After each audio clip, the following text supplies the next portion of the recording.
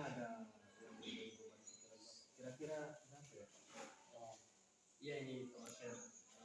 Saya ini ada sedikit masalah dalam kegiatan pembelajaran. Ya. Khususnya di kelas 7 ya.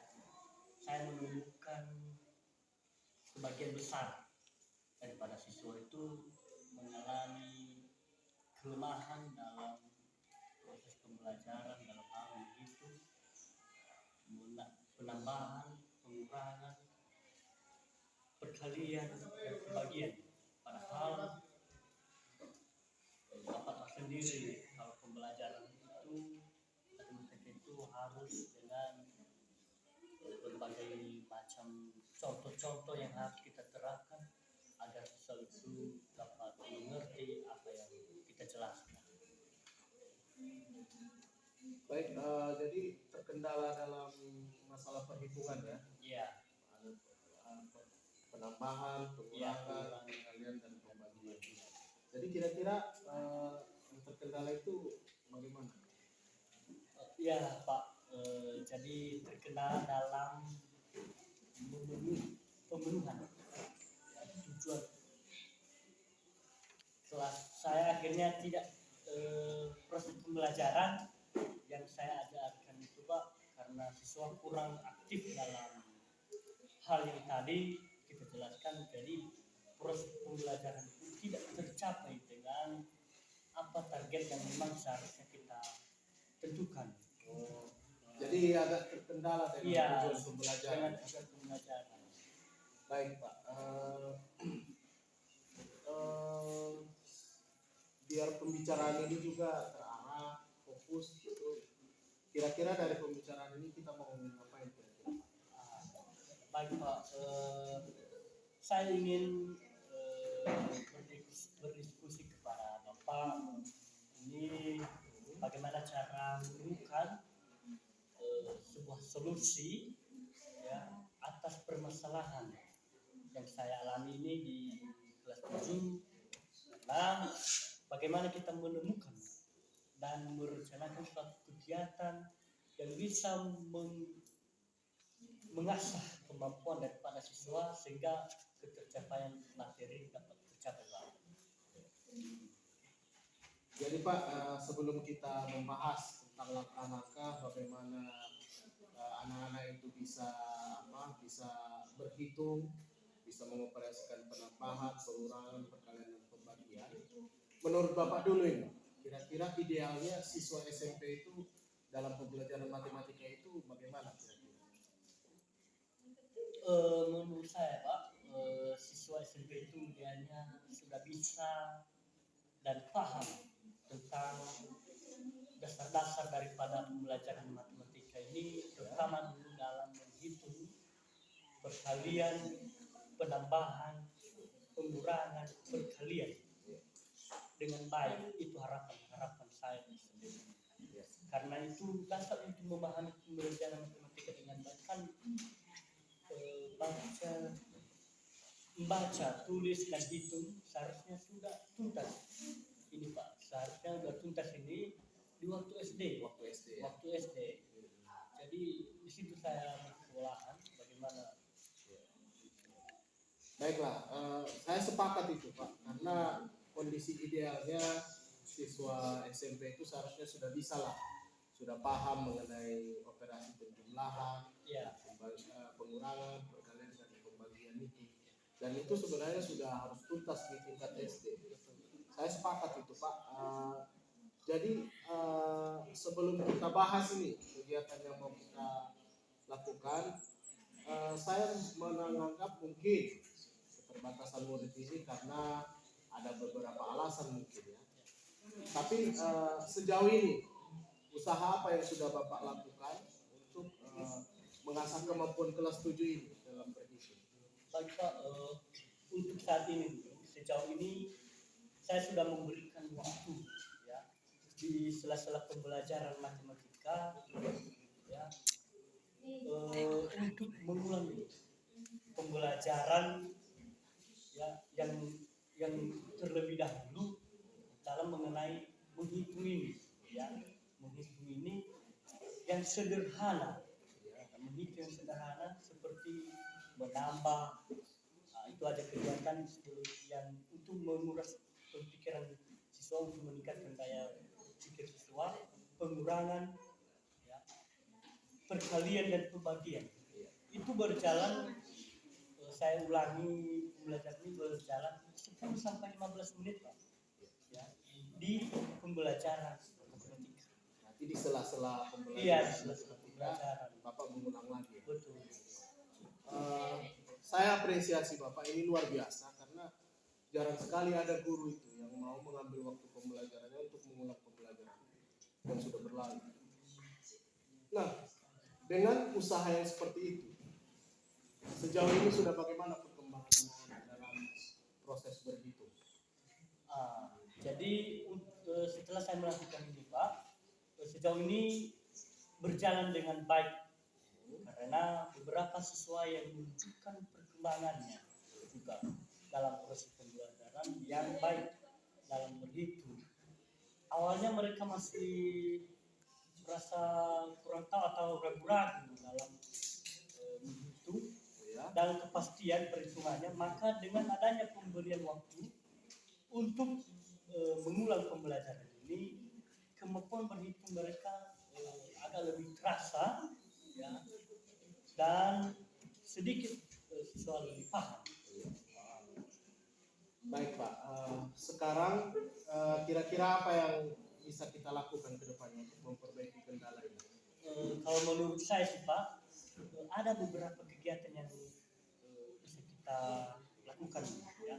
Selain usaha yang sudah tadi saya lakukan tentunya, yang pertama memberdayakan potensi yang ada. Ya. Ada beberapa murid yang sudah pandai dalam menghitung, ya. Mungkin kita bisa memberdayakan mereka untuk membimbing murid-murid yang belum pandai, yang belum pandai menghitung, dan nanti akan dipantau oleh saya sebagai gurunya. Ya. Yang kedua, untuk menarik minat mereka, ada baiknya kita menghadirkan alat peraga proses pembelajaran agar siswa bisa aktif kembali. Baik Pak, tepat sekali. Itu Pak, kita bisa memanfaatkan beberapa murid yang sudah pandai itu dengan membentuk kelompok-kelompok belajar yang sudah pandai ini dimasukkan ke siswa-siswa yang belum pandai, tapi posisi kontrol tetap ada di tangan kita sebagai guru. Iya. Termasuk penyediaan alat peraga tadi, seperti sempoa, kalkulator, mungkin bisa kita adakan dengan berkomunikasi dengan guru-guru yang lain. Kira-kira Pak, sebagai guru matematika pasti Bapak punya akses dan peluang lebih luas dalam mengetahui pemetaan kelompok belajar siswa ini, khususnya mata pelajaran matematika.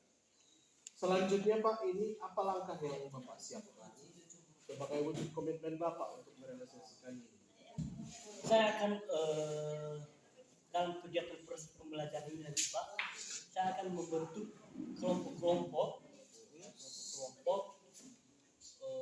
dan kan sebagian siswa dari yang tadi bahwa bisa menghitung, maka saya tempatkan siswa-siswa tersebut di setiap kelompok yang untuk menjadi koordinator atau ketua kelompok dan berkoordinasi dengan teman-temannya, dan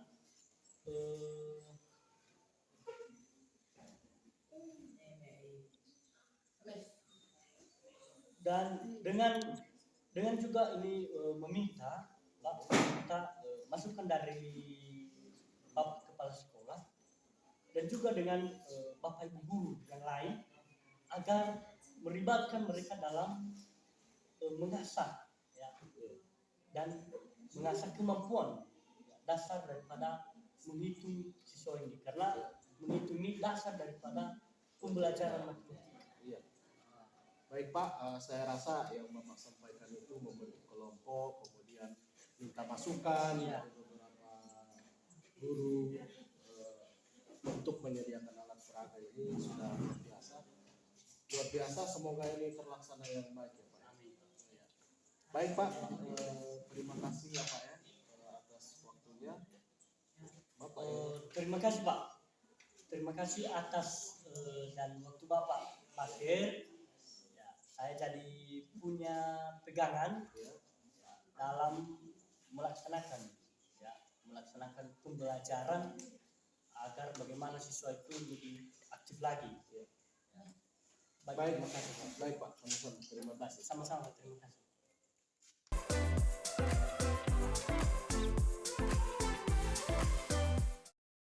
Oke, baik. Terima kasih untuk Pak Basir dan Pak Wanto yang telah melakukan teknik coaching dengan baik. Dimana bapak-bapak baru pertama kali melakukan teknik coaching, bertindak sebagai coach dan bertindak sebagai coaching. Tapi bagi saya, bapak-bapak seperti sudah terbiasa ya. Biarpun mungkin karena yang pertama-pertama agak sedikit tegang, itu tidak masalah. Nah, pada kesempatan ini saya sebagai observer mengucapkan terima kasih dan apresiasi tinggi-tingginya kepada coach Pak Basir. Sudah cukup mantap, cukup bagus untuk melaksanakan teknik coach.